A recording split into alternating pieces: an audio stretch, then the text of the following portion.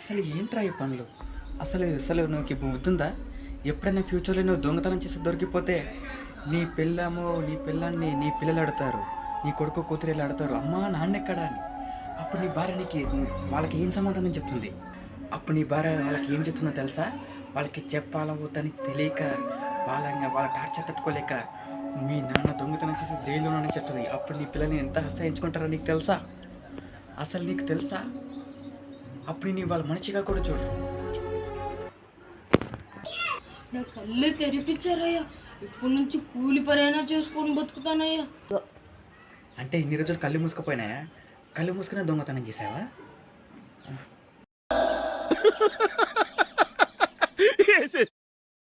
సరే అయ్యా, నేను వెళ్ళొస్తాను. ఇంకా కళ్ళు తెరిపించా. అయ్యా